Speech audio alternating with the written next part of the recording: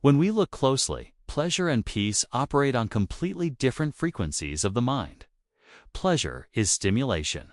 It excites the senses, lights up the nervous system, and pulls our attention outward.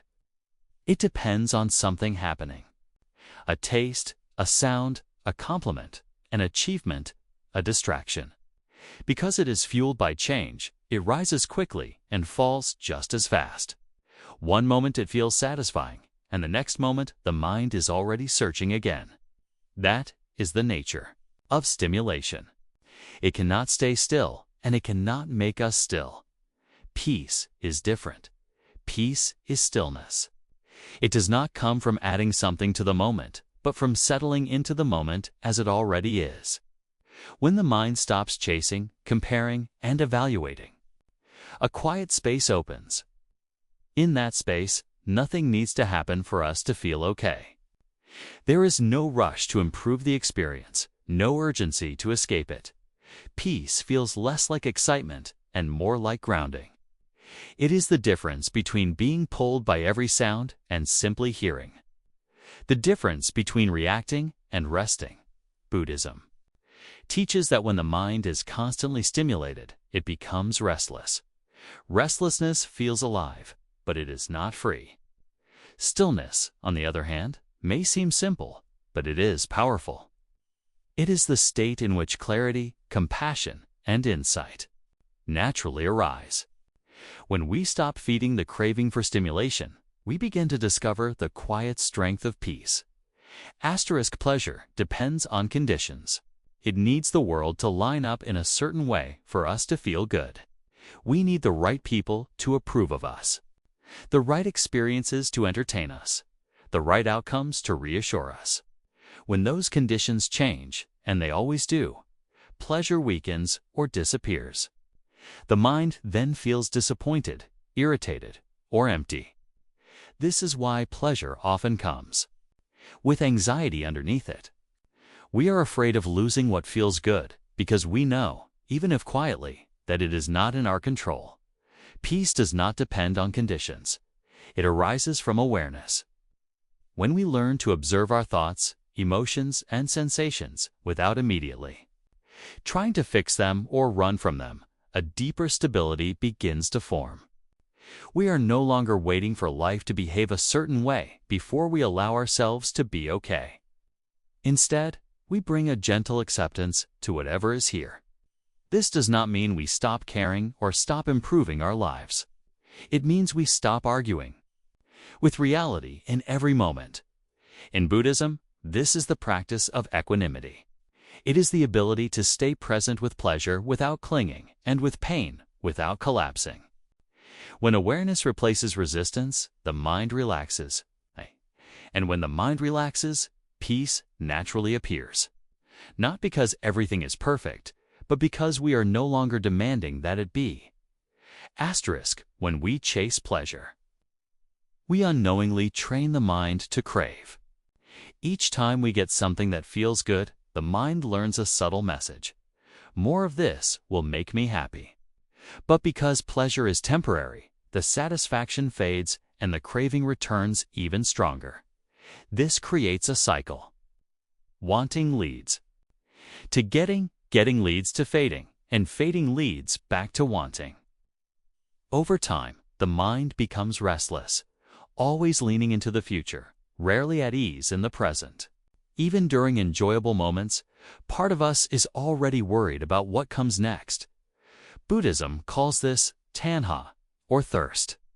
It is not just the desire for things, but the habit of needing life to feel a certain way for us to feel okay. The more we feed this habit, the more it grows. We become less tolerant of boredom, silence, or discomfort. We start to escape rather than stay. We distract rather than understand. Cultivating peace works in the opposite direction. Instead of chasing, we begin to observe. Instead of reacting, we learn to pause. When we sit with an uncomfortable feeling without trying to immediately fix it, something surprising happens. The feeling changes on its own. It softens. The mind realizes it does not have to run. In that realization, restlessness begins to dissolve, and in its place, a quiet, steady ease starts to take root. Asterisk pleasure is tied to time. It appears, peaks, and fades. No matter how intense or beautiful a pleasurable experience is, it cannot stay.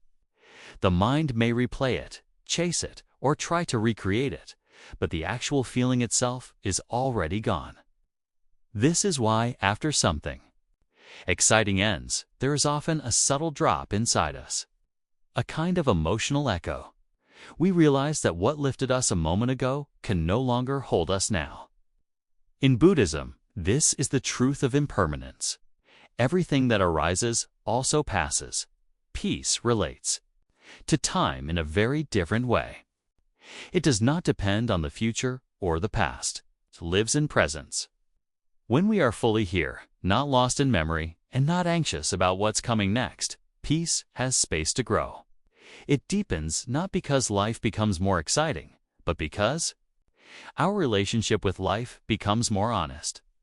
We stop demanding that every moment entertain us, and we start allowing each moment to teach us. With practice, peace becomes less fragile. While pleasure fades with change, peace strengthens with understanding. The more we learn to stay present through both joy and difficulty, the more rooted we become. It is like building depth instead of height. Height looks impressive, but depth is what holds steady. Over time, presence turns into stability, and stability becomes peace. Buddhism offers a radical and gentle insight. Freedom is not found in getting more, but in needing less. Most of our stress comes from the feeling that something is missing. We think we need more success, more approval, more comfort, more certainty before we can relax. The mind is always adding conditions to happiness. When I have this, then I will be okay. But as soon as one desire is fulfilled, another takes its place. The finish line keeps moving. The Buddha saw that this constant reaching is what keeps us trapped, not trapped by the world, but by our own expectations of it. When we simplify the mind, when we stop piling wants on top of wants, a deep sense of relief begins to appear. We realize that we don't need to control every outcome to feel at ease. We don't need to win every situation to feel whole. Needing less does not mean becoming passive or unmotivated. It means becoming free from compulsive wanting. We still act, still care, still grow, but we do so from clarity instead of craving. When desire loosens its grip, contentment naturally arises. And in that contentment, there is a quiet joy that does not depend on getting anything at all.